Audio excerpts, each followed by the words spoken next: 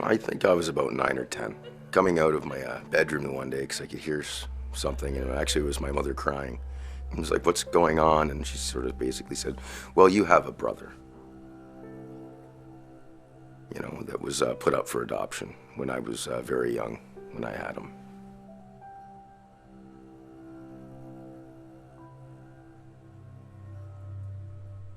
Ended up tracking him down and finding out that he was in Collins Bay.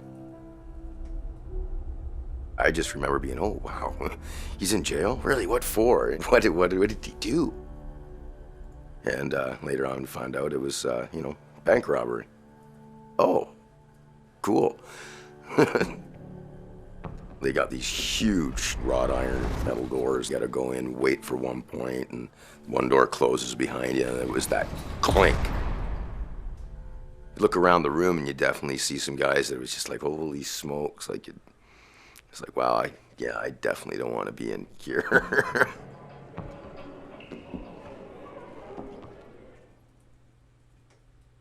He was just regular looking guy, had a very soft-spoken voice, very intelligent. I was always very excited, you know, I kind of thought, oh wow, an older brother, you know, I never had that before, so I was quite interested. My mom and I would go on the weekends. It was very, very gradual.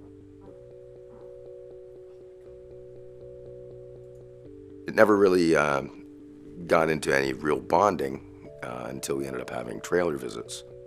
You were just there, he was there, and there was nothing else to do besides sort of watch TV and talk, get to know each other. We both sort of found out we had a big love for movies. He was actually the one guy that says, you gotta start following directors, you know. I remember Taxi Driver. Watched that with him, and oh yeah, so you gotta watch more of this guy's movies, you know. His favorite movie was Shawshank Redemption, and how could it not be? But yeah, loved the escape movies. He was very entertaining to be around because he was always like, oh, check this out, you know, look at this. And he had the hands and the shooting, and it was really neat for me because I never had that experience with an older brother. And it was getting to the point where I felt more like, yeah, it's my brother opposed to just some guy.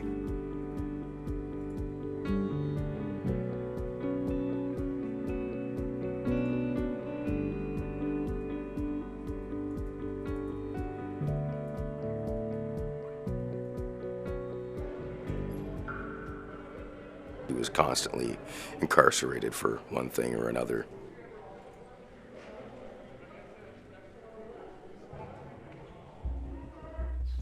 He liked long-distance running. He was definitely, he liked the adrenaline rush and the endorphins after he'd exhaust himself, and that was his high.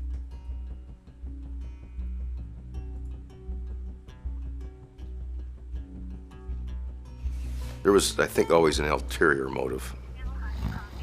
He was constantly thinking about running.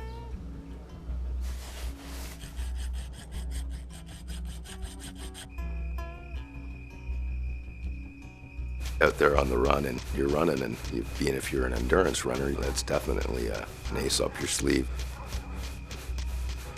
It was as if he had to steal his own freedom. Even when he was in the boys' home, because he set a record, he'd get a chance to run, and he'd run.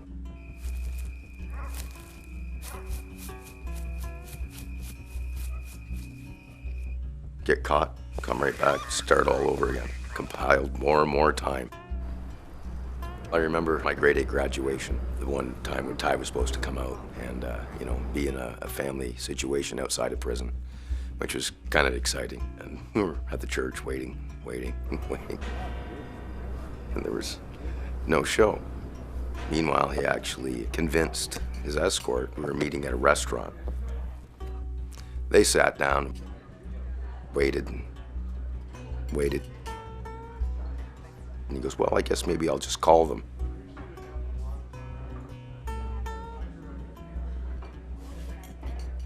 So he got up to make a phone call and didn't return to his seat.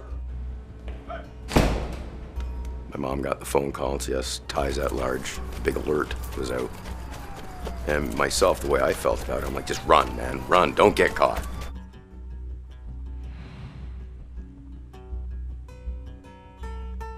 he was on the lam and being out, hey, he was young, wanted to go out, party, have a good time. Just sort of showed up in an old car. We had it sort of stuffed away. We had in the woods. Mom's upstairs, and she was quite anxious about it. He was out on the lam, on the run. Anything can happen. So we're just sort of, hey, what's your plan, man? What are you gonna do? He's like, I'm just gonna get rolling. I gotta get out of here. It made me laugh because he had a firearm in the car. He's like, here, I'll show you the gun. I'm like, no, man, it's all right. Just leave it right there. He goes, oh no, Mom's sleeping. I'm like, no, Mom is not sleeping. I know this woman, and she's agitated. Being out, hey, not as if you can just go grab a job real quick. Your options are quite limited. So he had to sort of stick with what he knew. Steal a car, acquire a firearm, and basically scope out a new target. He was very meticulous. If there was a bank, he would time how long would it take lease to get there and how long could I get away. Cash in the bag! Now!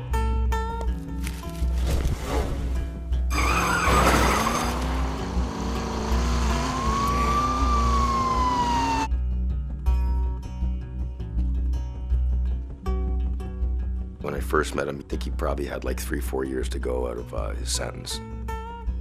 Through the escapes, he ended up compounding up to 47 years.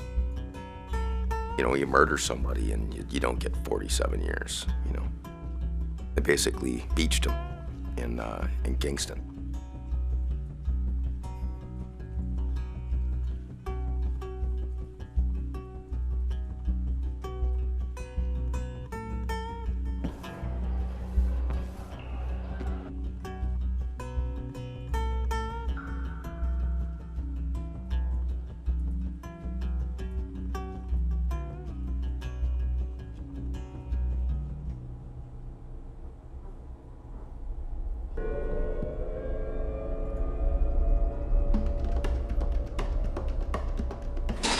This is the guard's eye view of Conn's cell, a dummy stuffed with paper in his bunk.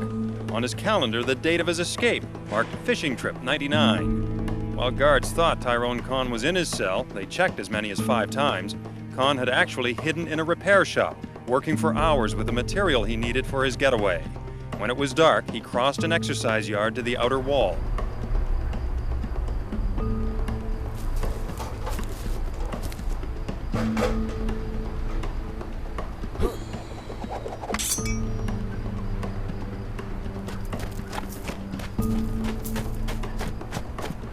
The next morning, they found Conn's makeshift ladder on one side of the wall, a long canvas strip on the other.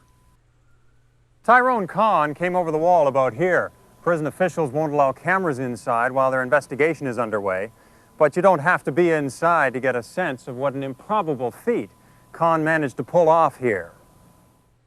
Conn fled the maximum security prison where he was serving 47 years and vanished into the night. Authorities say Conn visited his mother in Belleville and is now a suspect in a bank robbery. Police say Toronto is a logical spot for Tyrone Conn to hide out in. Not just because it's big, but because he has family here, a stepbrother living just outside the city. I'm just walking up to my door, basically, and there's this guy standing there with a little notepad and everything. I'm just like, oh, jeez. He's like, well, I don't know if you've been reading the news or watching or anything, but there's a convict who escaped from Kingston Pen, Ty Conn, and we think his brother lives here. Do you know Max Chamberlain? And I really wasn't in any mood. And I just basically looked at him and just said, no comment. I was excited for him. I wanted to see him run. Wanted to see him get away. Police suspect a notorious Belleville bank robber may be up to his old tricks again. Authorities believe Tyrone Conn stole a yellow 1977 Buick in nearby Frankfurt and continued west. In Trenton, a hardware store was robbed. The thief stole a shotgun and shells and left the store undetected. Hours later in Coburn, a man with a shotgun robbed a CIBC bank and drove away with $15,000.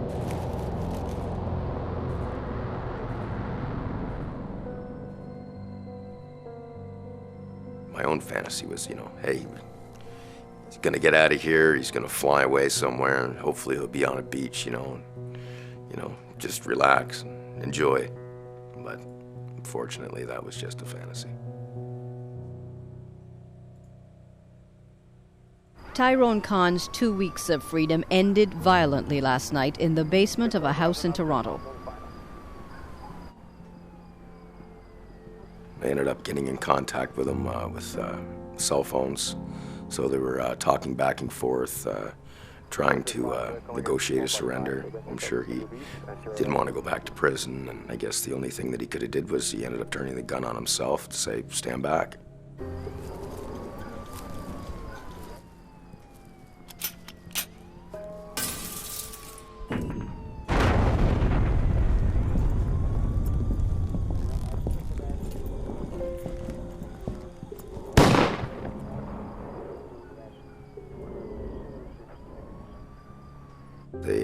They probably got him with one of those rubber bullets or whatnot, and then once you go back, the gun went off. And I remember my father shaking me awake and saying, they got Ty. They got Ty. And I just sort of, got back up, and I'm like, well, is he okay? He's like, no, he's not.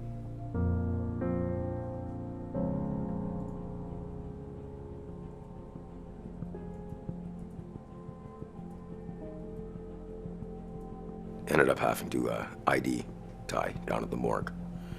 So my mother and I went down and they took us in.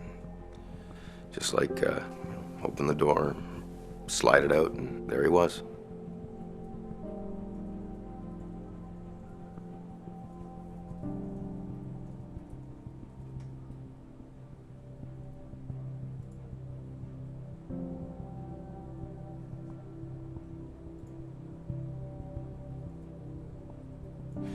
Now he's free. He's never going to be incarcerated anymore. No one's ever going to lock him up.